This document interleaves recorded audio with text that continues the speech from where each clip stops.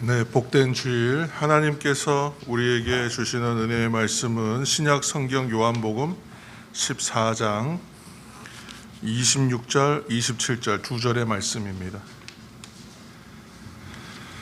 신약 성경 요한복음 14장 26절에서 27절까지의 말씀, 신약 성경 172면 전후에 걸쳐서 읽겠습니다. 말씀을 찾으시는 대로 우리가 오늘 이 두 절의 말씀 합독하여 함께 읽겠습니다. 요한복음 14장 26절, 27절 말씀입니다. 보혜사 곧 아버지께서 내 이름으로 보내실 성령, 그가 너희에게 모든 것을 가르치고 내가 너희에게 말한 모든 것을 생각나게 하리라. 평안을 너희에게 끼치노니 곧 나의 평안을 너희에게 주노라. 내가 너희에게 주는 것은 세상이 주는 것과 같지 아니하니라. 너희는 마음에 근심하지도 말고 두려워하지도 말라. 아멘. 오미크론 변종 또 감염 공포 때문에 많은 분들이 예배에 오지 못하고 또 전국적으로 많은 교회가 온라인 예배로 더 전환하는 교회도 많이 있습니다. 워낙에 확진자가 많이 나오고 있기 때문에 확진자가 나오는 교회들은 다 이제 온라인 예배로 전환해서 예배 드리는 경우도 많습니다. 오늘 그래서 영상으로 함께 예배 드리시는 분들도 함께 예배 가운데 참석하셔서 오늘 말씀으로 힘을 얻으시고 위로를 받으시기를 예수님의 이름으로 축복합니다. 우리나라 그 질병으로 인한 사망을 보니까 가장 많은 것은 암으로 인한 사망이 제일 많더라고요. 제일 많습니다. 그런데 우리나라로서는 많지만 경제개발협력기구죠. OECD 그 순위로 봤을 때는 굉장히 낮은 순위에 다행히 위치하고 있습니다.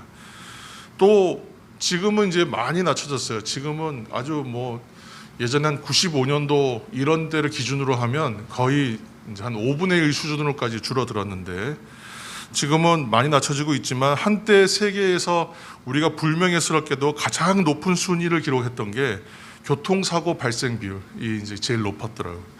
사고도 많았고 인명 피해도 굉장히 많았습니다. 그런데 다행히 이제 점점 질서에 대한 의식이 점점 높아지고 특히 이제 안전벨트 착용 같은 것이 의무화되면서 사망률은 이제 급격하게 낮아지고 있습니다. 그렇지만 이제 아주 그래도 많이 높은 수준입니다.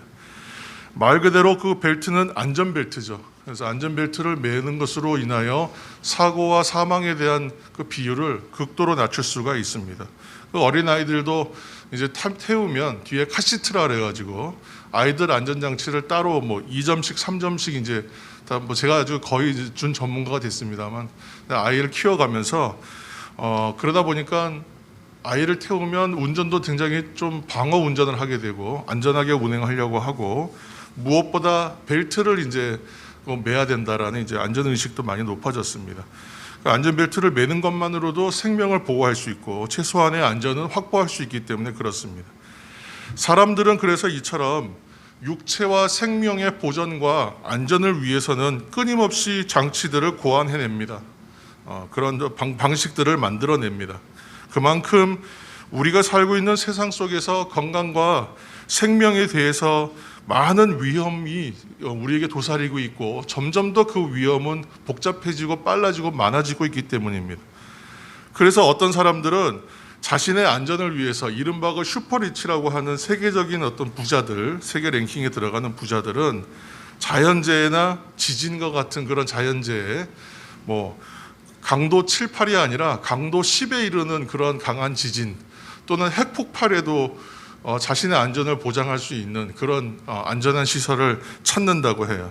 그래서 그 대피 공간으로서 지하의 벙커, 예전에 군사용으로 사용했던 것을 개조해서 민간용으로 만들어서 거기에서 1년이고 2년이고 편안하게 머물 수 있는 5,000명이 1년 지낼 수 있는 공간, 이런 공간들을 자기를 위해서 확보하는 겁니다. 그 비용은 최소 수십억에서 비싼 것은 수백억까지 된다고. 그런데도 노아의 방주를 이제 방불케 하는 그런 시설까지 갖춰가면서 자신의 안전을 위해서 그런 것을 이제 준비한다고 해요. 그래서 이런 서비스를 제공하는 사업이 초호황을 누린다고 합니다. 그런데도 수요는 점점 늘어나고 있다고 해요. 아주 비싼데도 불구하고요. 근데 이 안전에 대한 욕구는 인간의 그래서 가장 기본적이고 가장 강한 본능이기 때문에 그렇습니다. 사람들은 그렇게 스스로 육체의 생명과 어떤 자신의 신체적 안전을 지키는데 관심이 많습니다. 반면에 정작 신경 써야 되는 것이 있죠. 영적인 생명과 영적인 안전 생활에 대해서는 무관심한 것이 또한 사실입니다. 육체적인 생명과 신체를 보호하기 위해서 필요한 안전만이 아니라 영적인 어떤 그런 안전장치가 절실하게 사실은 필요한 것이거든요. 근데 그렇지 않으면 알 수 없는 불안과 알 수 없는 두려움과 알 수 없는 염려 때문에 일상생활에 어려움을 많이 겪게 됩니다. 현대인들은 정신적 고통이나 불안에 쉽게 노출되어 있고 너무 많이 노출되어 있어요. 미디어가 많아지고 접촉할 수 있는 문명의 환경과 기기가 많아질수록 그러한 위험은 더 많아집니다. 영적인 문제가 특히 그러하다는 것입니다. 염려, 근심, 걱정이 떠나지가 않습니다. 스트레스가 떠나지 않습니다. 그래서 오늘날 불안과 우울도 많은 것이 또한 사실입니다. 인생을 살아가다 보면 생각지 못한 문제와 상황을 우리가 수없이 겪고 만납니다. 지금 정점을 이제 찍고 있는 것 같습니다만 코로나와 이 변종 바이러스로 인한 이런 문제들은 전 세계적으로 겪는 문제죠. 그렇지만 이런 문제뿐만이 아니라 일상에서 겪는 문제는 숱하게 많다는 거예요. 너무 많다는 거죠. 그러니까 우리가 바라는 대로 인생의 성공 또 순탄한 매일만 있으면 참 좋겠는데 그렇지가 않기 때문에 그래요. 항상 상황이 나한테 우호적이고 상황이 나한테 내 상황을 고려해서 알아서 알아주고 일어나고 또 위기가 올 때에는 미리 나한테 알려주고 온다면 얼마나 좋겠어요. 근데 그렇지 않잖아요. 잘 하려고 하는데 이 작은 자기가 속해 있는 사회와 그런 구조 속에서 부딪히는 또 갈등과 또 생각지 못한 관계의 어려움들도 많이 겪죠.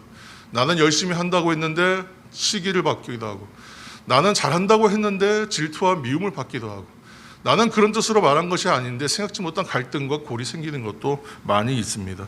그러니까 의도적이든 의도적이지 않든 정직하고 정당하게 살아야 하는 것은 알겠는데 나도 모르게 타협하기도 하고 적당히 양보하기도 하면서 적절하게 세상의 한쪽 발과 또 이 한쪽 발을 양쪽에 걸쳐두고 적당히 걸쳐두고 중간 지대쯤에서 살아야 되겠다. 그럼 우리가 지금 어떤 정치적인 색깔을 얘기할 때도 나는 좌도 아니고 우도 아니고 중도라고 말하는 분이 대부분입니다만 사실은 얘기를 들어보면 대부분 방향성을 갖고 계세요. 그렇지만 자기는 적당히라는 이제 생각을 하고 있는 것이죠. 이러한 문제들을 종합해 보면 우리의 영적인 건강과 안전을 위협받는 것이 바로 우리가 겪고 있는 영적인 현실이라고 말할 수 있다는 것입니다. 그렇다면 이러한 불안한 영적인 현실에서 우리를 건지시고 안전하게 세우시는 분은 누구시겠습니까? 바로 성령 하나님이시죠. 요한복음 14장 26절 오늘 본문인데 말씀 한 절 읽겠습니다. 14장 26절입니다.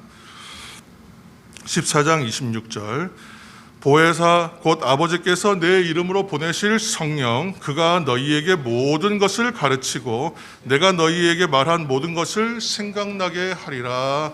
아멘.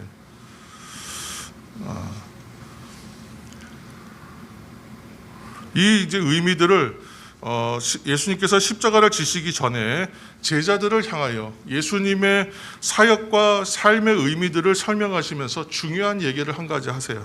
그것이 바로 성령이 오실 것에 대한 예고, 성령께서 오실 것이다, 성령이 어떤 분인가를 설명하고 예고합니다. 오늘 본문을 보면 성령님을 가리켜서 한 단어로 표현하거든요. 보혜사라고 해서 보혜사. 우리가 이제 이미 잘 알고 잘 많이 들어보셨습니다. 보혜사는 말 그대로 은혜를 돕는 분이시다라는 의미입니다. 은혜로 돕는 분이다. 헬라어로 하면 파라클레토스라는 단어를 씁니다. 이 말은 위로자요, 조력자, 이제 그런 의미. 그러니까 위로하는 사람, 또 위로하시는 분, 또는 돕는 분, 조력자라는 뜻이죠. 그런데 당시에는 이 말이 법정 용어로 사용됐어요. 그러니까 오늘날로 치면 변호사를 말하는 거예요. 파라클레토스가 바로 변호인을 말하는 것입니다. 그러니까 보혜사 그러면 은혜로 오시는 분이다, 나를 돕는 분이다, 나를 조력하는 분이다, 나를 변호하시는 분이다, 이제 그런 의미가 됩니다. 내 편 들어주시는 분이라고 생각하면 되겠습니다. 우리 요한복음 14장 16절 말씀도 한 절 더 읽겠습니다. 요한복음 14장 16절입니다. 16절 내가 아버지께 구하겠으니 그가 또 다른 보혜사를 너희에게 주사 영원토록 너희와 함께 있게 하리니 아멘. 그랬어요. 아버지께 구하겠으니 그가 또 다른 보혜사를 너희에게 주실 것인데 그분은 영원토록 너희와 함께 있을 것이다. 그렇게 말씀하시는 겁니다. 예수님께서 성령님을 보혜사라고 말씀하시는 이유들이 이 말씀 가운데 드러나 있죠. 예수님께서 이제 십자가의 고난의 길을 이제 가셔야 합니다. 십자가 순환 예고에 이제 해당하는 부분입니다. 예수님께 장차 이제 이 십자가를 지셔야 하고 죽으셔야 할 것에 대하여 얘기하시면서 지금 성령에 대해 보혜사 성령에 대해서 얘기하고 있는 것입니다. 이제 예수님을 의지하던 제자들이 어떠한 상황에 이를 것인가, 그것이 가장 큰 먼저 문제가 아니었겠어요? 그래서 그들을 생각해 보면 뻔합니다. 정답이 불안할 것이다, 염려할 것이다, 걱정할 것이다. 그리고 예수님만 따르고 예수님만 쫓아다녔는데 예수님이 갑자기 그런 고난당하시고 죽으시면 어떻게 되겠어요? 낙심할 거 아니겠습니까? 두려워할 거 아니에요. 그러니까 오늘 우리가 겪고 있는 영적인 불안정과 현실과 동일한 거예요. 조금의 어떤 강도는 다릅니다. 사람마다의 무게는 경중이 다르기 때문에 다 다르다. 그러나 사람들이 겪는 어려움은 동일해요. 이러한 문제들이 있을 것이라는 걸 알고 계셨다는 거예요. 그래서 지금 제자들이 안심할 수 있도록, 안정될 수 있도록 우리의 마치 영적인 현실의 문제들을 안정되게 하시기 위하여 주시는 말씀처럼 사랑을 담아서, 위로와 격려의 마음을 담아서 지금 이 말씀을 제자들에게 하고 계시는 거예요. 예수님께서 성부 하나님께 구하시겠다. 그래서 누가 오시냐? 보혜사, 곧 변호하고 돕고 위로하시는 성령님께서 오실 것이다. 그 얘기를 약속하고 있는 거잖아요. 그래서 성령 하나님께서 오시면 어떻게 하고 계시느냐? 영원토록 함께 하신다. 영원토록 제자들과 함께 하실 것이라고 말씀하고 있는 것입니다. 우리가 인생의 문제를 겪으면 제일 먼저 드는 생각이 있어요. 빨리 지나갔으면 좋겠다. 어떻게든 해결됐으면 좋겠다. 어떻게든 이 상황을 벗어났으면 좋겠다. 그 당연한 바람입니다. 그리고 항상 제가 잘 쓰는 표현대로 이 가슴에 커다란 돌덩이 하나가 누르고 있는 것 같아서 답답하고 힘들잖아요. 어깨가 다 아프고 몸이 다 아프잖아요. 잠을 잘 수가 없잖아요. 제 주변에도 늘 고난당하고 힘든 일을 당하시는, 목회자한테 전화하시는 분은 왜 전화하겠어요? 좋은 일이 있거나 아니면 힘든 일이 있거나 딱 두 가지입니다. 그래서 안부의 전화가 오면 일단은 가슴이 철렁해. 무슨 일이 생겼나? 왜 전화하셨나? 들어보면 좋은 일이에요. 또 왜 전화하셨나? 들어보면 슬픈 일이에요. 힘든 일이에요. 대부분 얘기는 뭐예요? 기도해달라는. 목소리에 그 다 감정이 묻어 있어요. 목소리만 들어봐도 알겠어요. 잠을 못 자고 힘들고 어렵습니다. 목소리가 떨립니다. 그렇게 사람들이 힘들어요. 얼마나 답답하고 괴롭겠어요. 그래서 사람들이 이러한 말들로 위로받아요. 어떤 말로 위로받냐 하면 이 또한 지나가리라. 이거 요즘에 유행가 가사에도 막 쓰고 있더라고요, 이 말을. 사실은 이거 유대 경전을 해석한 미드라시라고 하는 그 유다 경전 해석서에 나오는 그 이야기에서 나오는 말인데, 이 상황의 뜻은 사실은 이런 얘기거든요. 기쁜 상황도 지나가니까 교만하지 말라. 슬픈 상황도 지나가니까 낙심하지 말라. 양면에 다 적용하는 이야기예요. 시간은 지나가니까 그 시간들을 소중히 여기라는 의미예요. 그런데 사람들 뭐라고 생각하냐면 지나간다, 괜찮다, 버티고 견디면 어차피 그 일은 지나간다, 그렇게 생각한단 말이죠. 본래의 의미와는 다르게 어찌되었던 이 말을 그렇게 사람들이 회자하는 이유는 누구나 똑같다는 거예요. 고통의 문제는 속히 지나갔으면 좋겠다, 고통은 해결되었으면 좋겠다라는 생각을 한다는 것이죠. 그런데 성령께서 임하시면, 보혜사 성령님이 오신다고 했습니다. 그래서 이 성령이 임하시면 구체적인 삶의 문제들이 해결되는 은혜가 분명히 있어요. 우리가 바라고 요구하는 것들이 해결되는 것들이 있어요. 간절하게 기도하면 해결되는 부분이 있어요. 탤런트 김혜자 씨가 했던 간증을 인터넷에서 여러분 찾아보시면 쉽게 이제 접할 수 있습니다만, 이분이 첫 임신을 하였을 때, 딸 이름이 고은인가 그래요. 근데 첫 임신을 하였을 때 입덧이 너무 심했대요. 입덧이 너무 심해서 누가 권하지는 않았는데 담배를 피웠대요. 입덧을 가라앉히려고. 그 담배를 피면 아마 괜찮았나 봐요.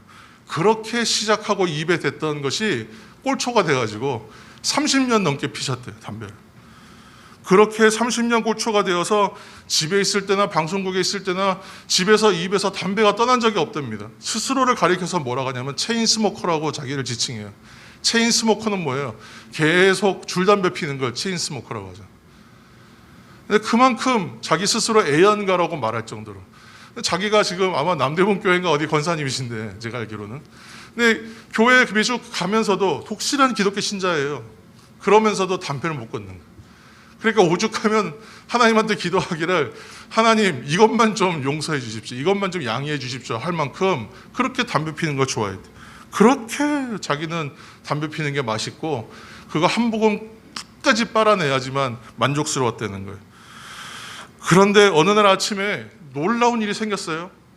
아침에 일어나서 여느 때하고 똑같이 담배 피워 물었는데 이 담배 맛이 변한 겁니다. 역겨운 거예요. 입에서 도저히 필 수가 없는 맛이 나더라는 거예요. 그래서 이게 어떻게 이런 일이 생겼지 하고 몇 번을 다시 반복했는데도 동일한 일이 생겼어요. 담배를 피울 수가 없어요. 맛이 완전히 변해가지고 역겨워졌다는 거예요. 그날 밤에 마침 미국에 살고 있는 딸하고 통화를 하는데 이런 이야기를 했어요.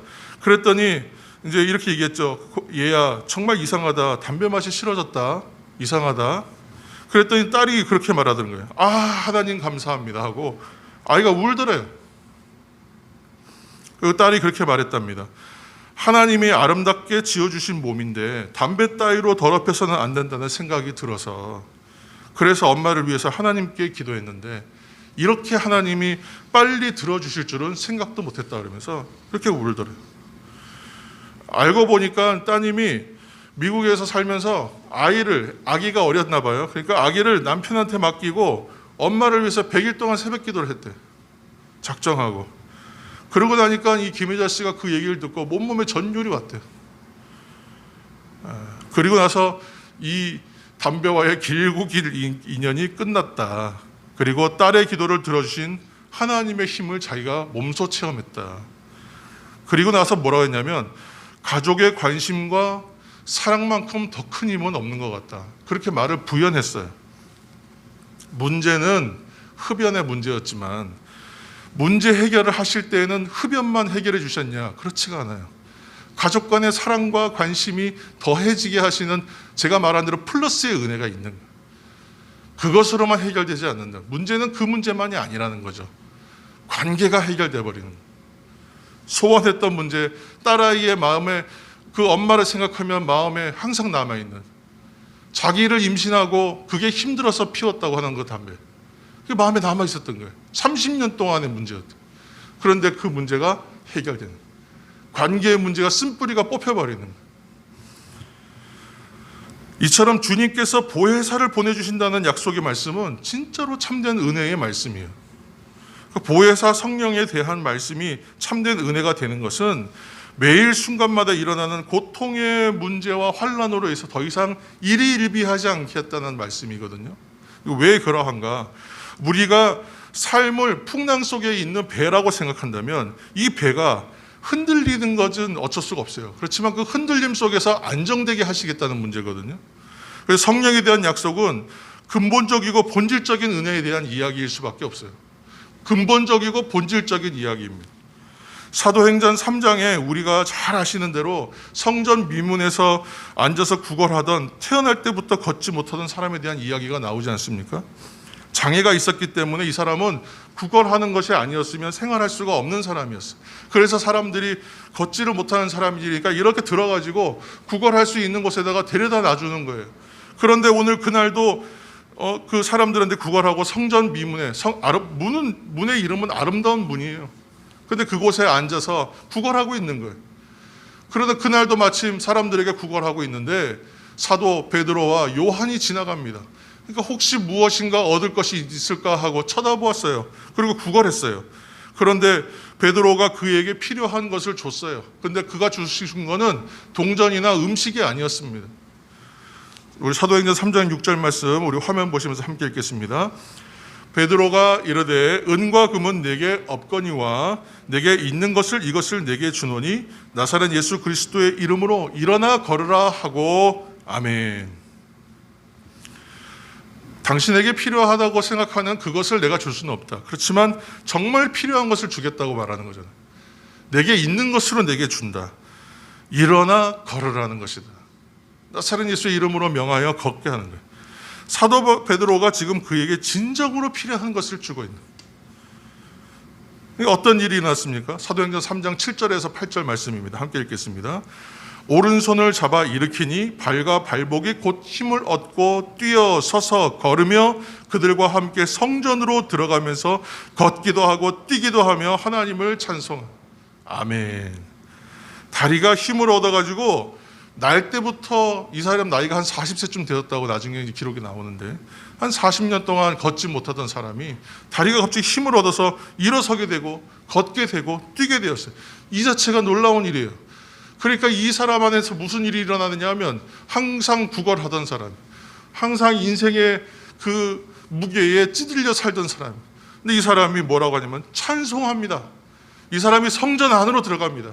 성전 문 앞에서 정작 성전 안으로 들어가서 받아야 될 은혜는 누리지 못하고 그 앞에서 구걸하고 다른 것을 찾던 사람이 이제 자기가 찾아야 되는 본질적인 은혜가 무엇인지를 받기 위하여 성전 안으로 들어가고 찬송하며 들어가요. 자기의 그 삶의 자리를 벗어나고 일어나서 그 자리를 떠나서 가야 할 자리로 가는 거예요. 이건 정말 놀라운 일이지 않습니까? 성령의 능력을 힘입을 때에 일어나는 놀라운 기적이에요. 그러니까 주님은 우리에게 필요한 것이 무엇인지 아시기 때문에 성령님은 우리가 구할 때 필요한 것으로 당연히 주시고 또 하나님께서 필요한 것 외에 더하여 주시는 은혜가 분명히 있습니다. 이것이 성령의 권능이요 성령의 은혜인 줄로 믿으시길 바랍니다. 그렇다면 성령께서 우리와 함께 하실 때 구체적으로 어떤 일이 일어나겠습니까? 이것은 오늘 이 설교의 한 번의 시간에 다 고백할 수 없을 만큼 참으로 많은 일들이 있지만 오늘은 한 3가지 정도만 얘기하겠습니다. 첫 번째로 성령은 회개하게 하시고 우리를 회복하게 하여 주십니다. 우리가 계속 회개에 대한 이야기를 계속하고 있습니다. 이 이해가 좀 더 깊어지고 각자 성도 여러분들의 각자의 마음 가운데 회개에 대한 자신의 은혜로 정리되는 부분이 있었으면 좋겠어요. 회개는 내가 있어야 할 자리를 향하여 가기 위해서 죄의 자리를 떠나는 거예요.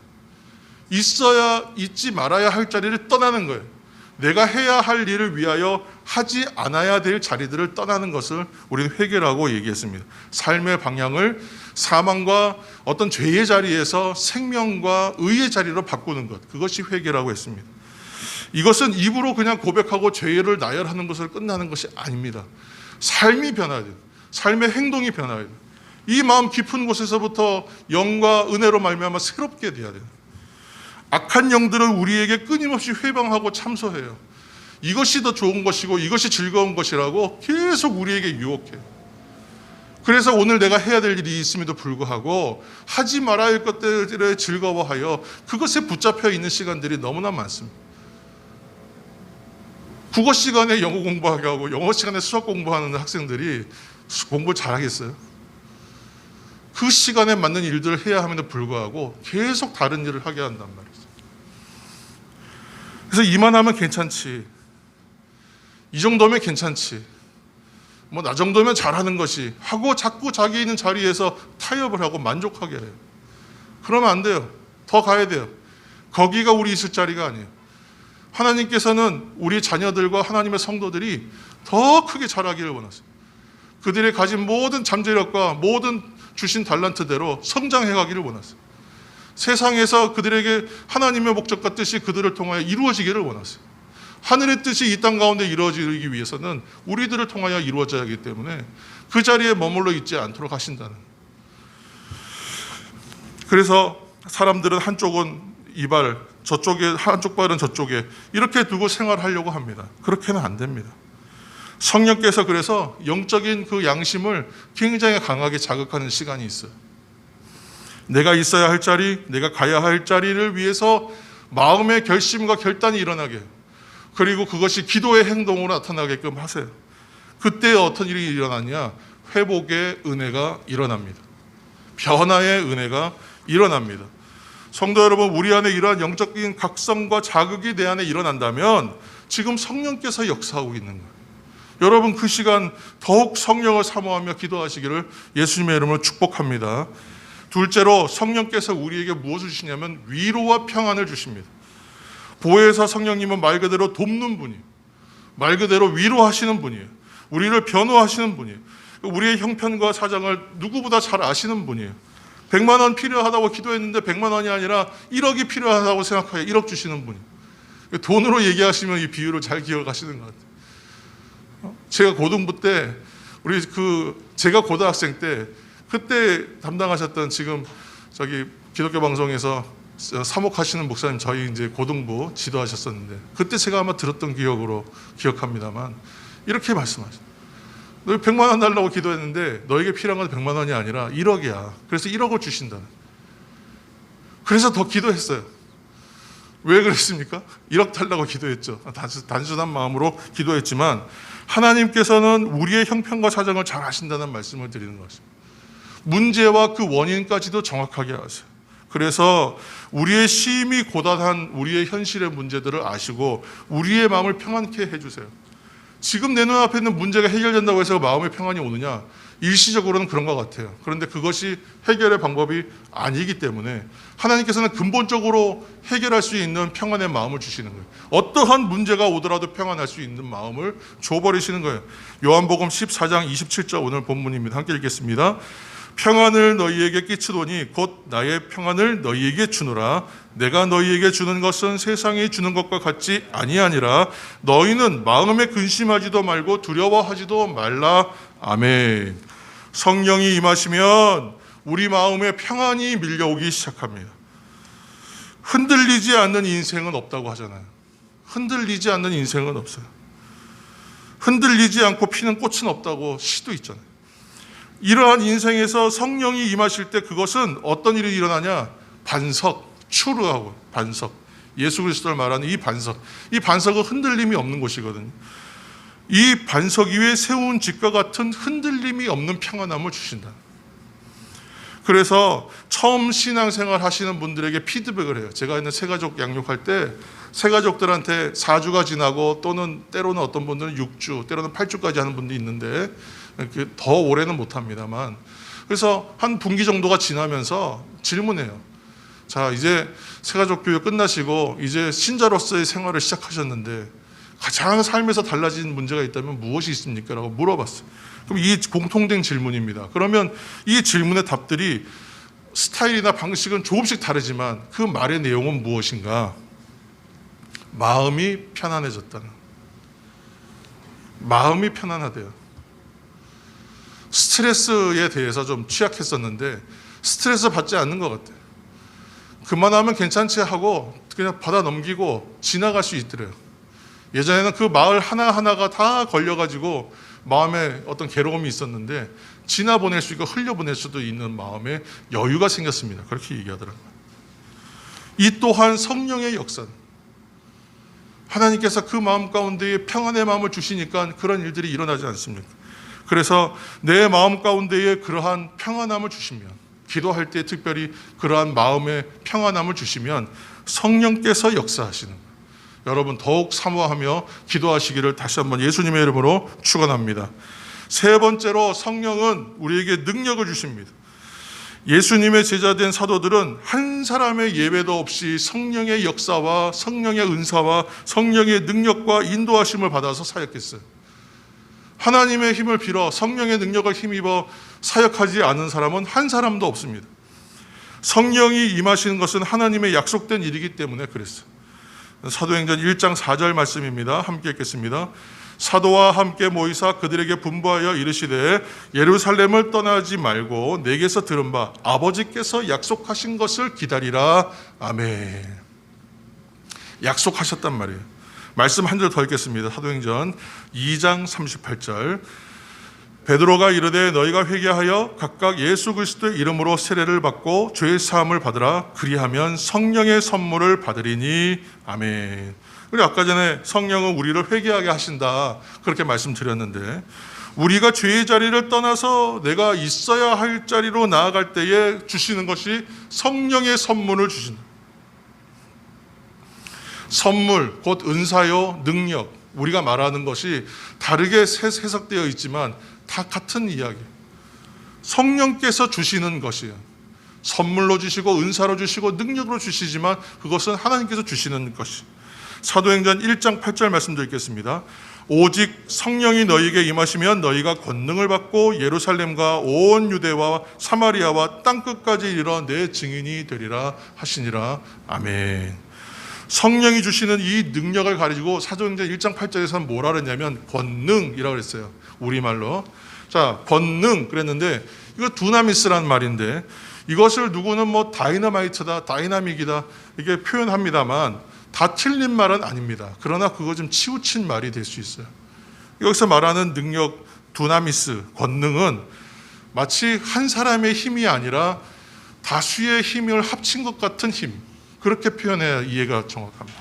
무슨 얘기냐 하면 한 사람의 능력이 아니라 군대와 같은 힘이다. 한 사람으로서 할 수 없는 다수의 힘이 합친 것과 같은 힘이라는 얘기. 그렇기 때문에 그 문제는 다이나마이트처럼 파괴력이 있고 다이나믹처럼 굉장히 좀 그런 강력한 힘이 있겠죠. 그러나 정확한 해석은 다수의 힘을 합친 것과 같은 힘을 말하는.